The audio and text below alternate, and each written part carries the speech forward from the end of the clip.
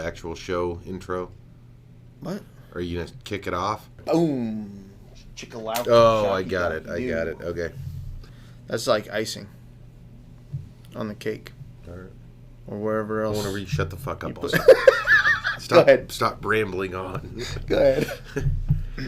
Hey, what's going on, guys? Welcome to Culture Jacked. You're here with Dustin and Anthonie. Tonight, we are talking about comic book movies and then making our way to those beautiful theaters that you may or may not be aware of.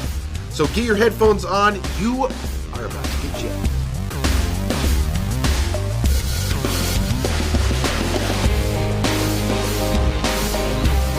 All right, guys. So on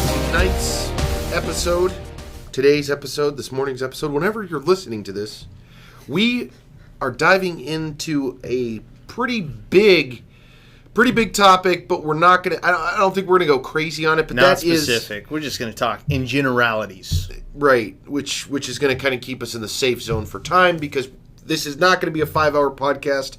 I'll let you dive into it to start us off. Comic book movies, and then going to the theater, which we are, those two are together, to be clear. It's not two separate things. Yeah, well, you know, comic book movies are a huge thing right now. Everyone's enjoying going to see the comic book movies. They started years ago. Well, I'm not years ago. Almost 2 decades ago, though, really, is when they kicked off, you know? Like 20 years ago, almost. 20 years ago? I don't know. You're looking at me kind of sideways, but I think it was like 20 years ago these things really kicked off. In like the early 2000s. Oh, yeah. Actually, you're right. That's kind of weird to think. Yeah, it's like been 20 years. Like 15, dude. I think 15's a closer stretch than 20. It is 2018. It was a little, yeah, but it was a kind of a slow. It was a little slow because it started with what movie? There's one movie that Spider-Man. Okay. So, but it wasn't like all of a sudden all these great movies. Wait, there was like Blade before that, though, right? Oh yeah, I guess there was. But he's kind of an anti-hero, though. I mean, yeah. But they're all comic book heroes, right? They are. But the genre didn't kick it to what we know today, or the last 10 years. All right. Yeah, last 10 years have really boosted it. Yeah. It's been like every freaking summer, you're like, there's going to be a great comic book movie. Yeah. But for the sake of this episode, let's jump back, though, start from the beginning, and I think let's work our way forward. I will say, though, Spider-Man, we'll start with Spider-Man. I think that's fair. A lot of people didn't even know Blade was a comic, I feel like. Yeah. And then they hit Blade 3, which I didn't mind as much, and there's a lot of controversial things because they said it was kind of shitty. And it's very violent. Yeah, they're all kind of violent. But let's start with Spider-Man. Huge draw to the theater. Yeah, no, the Spider-Man movie was good. it was all right to me. I knew that they would someday be more, and they are more. And I don't want to talk really about specific movies. Like, the origin of it with the Spider-Man and him kind of bringing it into the mainstream. Well, we can leave it there, but I just feel like that was the tipping point of, like... Because we got to start it, and I feel like that was really the catalyst for, like... These are more than just guys in leotard. There's more of a story than some of the predecessors, right? Yeah. Yeah, well noted. I can accept that. Right. I think that's a fair statement, a fair assessment of the thing. I've been a comic book fan for a long time, and I've never been one to really keep up with the comics. I've never been able to follow the serializations, but I like the stories and I like the characters, and you and I collected the cards, back in the day with the X-Men cards and all that stuff, and just to see these characters jump to life. Larger than life on the big screen has just been amazing. I mean, you've got the Marvel folks over here and the DC folks who admittedly aren't doing as hot, but they're tearing it up. Yeah, and then you've got some of the it's evolved so much, though, which is also kind of cool too. Is you started off with some of the mainstreams. And it slowly built up. You had your goods and your bads, which arguably could be put back on some of the production companies. Sure. Not strong plans, I would say. Casting was wonky, right? And I still think... in a lot of cases, yeah. I mean, the early days, and it developed, though. I think that as time went on, productions obviously got significantly better because right now, probably the last 5 years, there's been a very large uptick. Oh, yeah. In regularly being able to watch a superhero movie. Not only movie, and I'll just touch on it, just because I feel that the conversation may warrant it. They spread it even into television, which What do you think of that? I think it's good. The ones that are on television, I think, are a little bit more hokey, of course, because they don't have the budgets behind them that the movies do.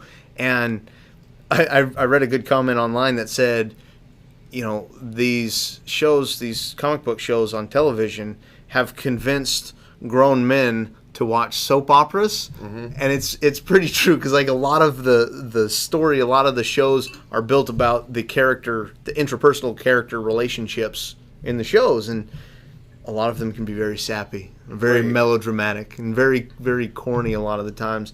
I like it. A lot of the shows are good. I mean, I watch a soap opera. So let me ask you kind of the $1 million question, and it'll go back to one of our topics too, is because you've got two areas kind of affected by the comic world, right? So we'll say mainstream television, because it's on mainstream. It's not on some backwoods channel. Oh, sure, yeah. Both internet and your local. And then you have these just mega freaking movies coming out. Do you feel that due to that, it is messing with the ability and drive for the theater? Like with people's want to go to the theater? Right. No, I think it's driving people to the theater. The thing about superhero movies that we've been hearing for the last 5 or 6 years is superhero fatigue, and people are getting tired of it, and they don't want to go. But if you look at the box office for these movies, I mean, they're making money hand over fist regularly. It's not slowing down. Well, one specific. Let's just go with one specific company. Well, production. I mean, we're just going to say one may be doing better. Are you saying that the MCU is markedly better than the DCEU? Is that what you're telling me? Well, we're not going to go into the numbers right now, but I'm willing to bet that numbers would speak volumes. A little bit. If we stacked DC versus Marvel, the cash stacks together side by side is what you're saying? Yeah. Would you believe that Marvel would outweigh, or here's a better word, would Marvel trump DC? Yes. Like if you sat on top of the Marvel stack and I sat on top of the DC stack, I wouldn't be able to see you. You'd be way high up in the stratosphere. There'd be no getting. Be like, hey, can you come down for the giant stack of Marvel money? So without going into specific movies, I'm going to bring a specific movie up, but I don't want to talk about the movie itself. What I want to talk about is, and I think DC's kind of thinking about this too. Marvel's recently has done a fantastic job. And so we're not talking about the movie itself. So with them bringing out something like Guardians of the Galaxy, okay, and the reason I'm bringing that up, again, is not for the movie, but because Guardians of the Galaxy is not a known quantity. Right. Okay, I mean, when you talk about the MCU and they've got all a rabid fan base, though, I'm sure. Oh, well, they do now. No, but I mean like before, maybe in more of a cult. Well, it was cultish because I've got freaking number one, which is not what you see today. And like you ask people, I remember years ago when I made references to I got a number one, Guardians of the Galaxy. Everybody's like, "What the hell are you talking about?" Now you say that, and they're like, "Rocket the Raccoon," and you're like, "No, whatever." Yeah, maybe later. But I didn't know about them. I actually didn't know about the new version. I thought it was going to be the old version. Oh, so I gotcha. blew the dust off the comic. Was like, hell yeah, this puppy's going to be worth money. Woo! And I was like, wait a second. Star-Lord. What the hell is this? It's like looking at the original X-Men and then looking at the new X-Men. Right? But so without going into that specific, I mean, they got the opportunity to kind of pull from, a side bag, highly successful, whatever, but do you think that as far as the movie world goes, that they're going to continue kind of pulling out of the side bag? And there's already indicators that they are. Black Adam's one. We don't have to go into that, but that's kind of not as known, right? Yeah, I think for movies, because they're already kind of doing that with I think they're leveraging some of the television to kind of throw these sub characters that couldn't necessarily hold a movie. Some of them, I mean, Nicolas Cage is without a doubt the best superhero ever in Ghost Rider. I think before when we were recording podcasts, I brought that up as well. It's an important fact, and one everyone should recognize. I don't think as far as superhero fatigue goes, I just wanna say a lot of people say that people are getting burnt out on these movies and they're not going to the theater anymore. And these movies are also driving the production of good, original storytelling and movie making underground and making them less popular. I don't think that's true. I have seen some really good movies come out in the last few years that aren't superhero movies. But I am elated that these superhero movies are doing so well. I mean, what a glorious time to be alive. I have 2 children, and this is a reason why I stay alive, along with my children. But right. This is important. Right. Well, and I agree with you. And I think the issue, at least from my perspective, the issue is that it is solely looked at as a super, quote-unquote, air quotes here, superhero movie, when it's like, no, some of these movies, actually, they're funny. There's an actual story behind them. They're more than that. Yes, Is there a superhuman or a super entity involved in that story? Sure. But so is Twilight. Okay? Yeah. So is 50 Shades of Grey. Why are you bringing up all of these movies in comparison to this? Stop it. They're relatable. They're not. All right, guys, you didn't know this about the Culture Jack boys, but we are a pair of wealthy businessmen who indulge in perhaps a late-night sadomasochism. Don't worry about it. Just a little, handcuffs, ball gags, the whole nine. Somehow that movie corrupted soccer moms everywhere. That had more power over women than any movie that's came out in the last 25 years, dude. My wife hates it. She hates it. She's like, what a horrible message to send to women. I'm just going to say the books and the movies probably tell a different story, my friend. I'm going to write a erotic novel based on a popular movie. Well, maybe I'll make it on a superhero genre. They'll just steal it and just put him in a costume. Done. Erotic Batman. Yeah, just be like bad internet porn parodies. It'll be like, all right, Captain Bone America. Yep. It's a weird name. Yep. So back to the topic though. The evolution was, I feel like after watching the goods and the bads through the years, right? I mean, it was a natural evolution because there was enough money to prove that the concept was viable, right? I mean, because without that, and I'll jump back to referencing a movie that I'm sure we'll dive into numerous times throughout this wonderful thing. Or I'll reference 2 old crappy movies, and then I'll reference a couple of good movies just to make a point. Okay. Spider-Man 3, Fantastic Four. So epic flop. So, but from a production, not just a movie. But we won't even go into the movie part, but from a production point, those guys had not seen those kind of epic losses, right? And then Ghost Rider was another one. God. And they were like, holy shit. Most underrated movie. Well, holy shit, we can lose a lot of money. Go back to the drawing board, let's rework some of this. And then, now you're doing Infinity War's about to come out, but the Thor movies, you've got the Iron Man movie. I mean, like these juggernauts. Wonder Woman. These juggernauts that are printing money, and they're like, well, wait a second, there's something to this. And I think Marvel, just like with the money thing, I think that their plans are paying dividends because they're sticking to it. And they've got a team, a big-ass team around it. And I hope DC, because DC still has some of the best and most recognizable characters of all time. In fact, actually, they do. They have one of the most recognizable entities of all time, Actually, 2 of the top 5. Superman and Batman being 2 of the top 5 of all time. God, why they have to get it right, man. I mean, I feel like, damn them. But without going into the movies themselves, where do you feel? So we understand that part of it, right? I would say that it was a very clean and clear path forward. One thing I want to say is, there was a mistake, a trend, I think a mistaken trend that was going on earlier with these comic book movies, and they were attempting to ground too much these characters. They were attempting to normalize them too much. And personally relatable kind of personally relatable, water down their powers a lot. And one of the things that I think a lot of these current iterations are doing is they are not backing down from the fact that these are super powered individuals. And the kid in me is going buck wild bananas because I just think that's awesome.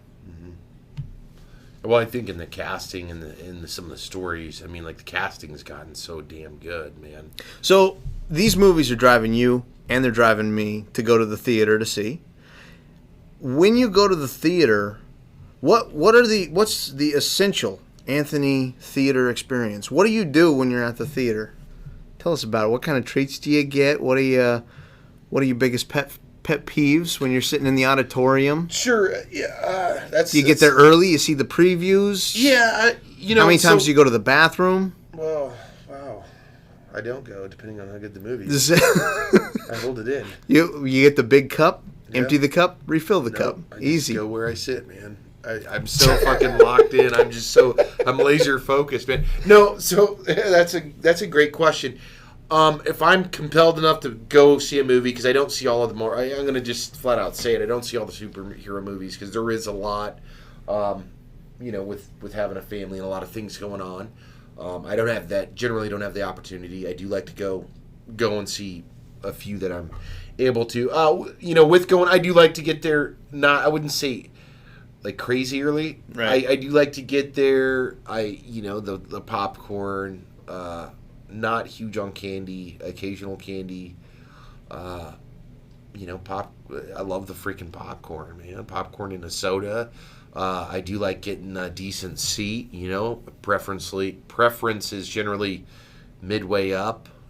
Toward the middle of the screen. I hate sitting low. Mid. Mid-high. Mid-high is always good. I like mid-right. Yeah. Well, that's not bad. I'm a mid-right guy. Generally, that's unless the theater's empty. If it's like a opening weekend, I mean, like, I try to get there semi early and then get up and do. But I also still like to hang on what left or right depending on what's available when I get there. I do like to watch previews. I've always been kind of a preview weirdo about previews because Sure. I like to see what's up and coming. I like to get excited about what could come out in the next 2 years. Because they do those early sneak peeks at those movies that are in theater, and to me, that's like that's and you get surprised too when you go to a theater. You're getting previews that aren't on TV yet, generally, and you'll get that little nugget that kind of savors that hunger for the next movie. Because, and some movie trailers actually premiere on other right. movies. Like, they don't come out on the internet or anything. Like, right. they premiere at the movie theater. That's right. Well, maybe they come out of the internet very shortly thereafter. As far as previews are concerned, I too like to watch the previews. I like to get there a little early. However, since I've been married, we have not, I don't think, made it to the theater in time for the previews in probably the last 2 or 3 years. Oh, no. We always plan on going to the movie, but you got the kids and you got everything else, and you got this, best laid plans, man. They go to waste, and we always just end up showing up nick of the time, probably 1 or 2 minutes into the actual movie. But yeah, I enjoy getting there. I enjoy getting there early as well. When it comes to snacks and things, I like to get the popcorn, soda pop, and when I'm in a theater that serves it, I like to get the little soft pretzels and the cheese. That's really that's one of my little guilty pleasures. I like the soft pretzels and cheese. Yeah, and actually, now that you say that, I have the last couple of times when I went to the theater, I did get the little soft pretzels with hot dogs in them. They had them at the theater. I was like, man, this is, How were they? It's a little treat. They were good, man. They were good, and they gave you quite a bit, man. I was like, damn, And I'm not a big hot dog junkie, or really even a big. I like pretzels and whatnot. I just don't eat them often, but it wasn't bad. My wife likes to get the sour worms, and then she doesn't like to eat them all, and so I end up eating them all, and then I get canker sores inside my mouth because I ate all these sweet treats. Have you ever had a canker sore? I'm not even clear on what a canker sore is. It's like a sore in your mouth. Imaginary. No, it is not imaginary. Look it up, man. Canker sores. They suck. All right. Well, before we dive into any more of your medical issues that you have while consuming candy this week on Culture Jacked, canker sores and other mouth problems. So let's dive into I feel like the last segment, or the last part of this nutritional podcast. So good. As we've kind of eaten the superhero universe and going to the theater, is the future of superhero movies. The future of superhero movies. Right. It's 2018 now. Yep. And they've got, the Marvel and the DC, they've got movies slated up through, 2021, I believe, before they've announced their next slate. And of course they're going to do a next slate. No, general overview, man. Come on. Remember, we're not going into specifics here. You're reading numbers again. Yeah. Come on. I'm a numbers guy. Just topical view. Where do you see... I see superhero movies to continue strong for the next 10 years at least. 10 years. So would it be fair, because part of me kind of feels this way, that it has become almost like a subgenre, because it's not its own genre, because you, like, TV shows are a perfect example, because you do have the buddy comedies, you do have the dramas, you do have the actions, and that's really what they are. Well, you've seen them kind of flower out into all those different genres. I mean, they're a superhero movie, but they're a political thriller, or they're a horror movie, or they're whatever else. Right. And so what I would say is, I agree with you, and I'd say it is a kind of a subgenre in each one of those, and I feel like they have their own place. Under each one of those, an action, a drama, a comedy, a heist movie. Yeah, right. I mean, don't you feel like they've kind of cemented their place? I do think that I will say this, and without going into the movies, because of the casting, I think that we're going to see something interesting. And we're going to understand what the threshold is for the audiences over probably the next 3 to 5 years. Or I feel that... Oh, when characters begin being recast, perhaps? Yes. Oh, okay. I feel like that's going to be the point on what is the audience's true appetite with the superhero movie world.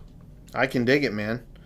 But that's it for today's episode. So throw down your headphones right on the floor. Check us out on Twitter at CultureJacked. And don't forget to subscribe to the podcast and tune in next week.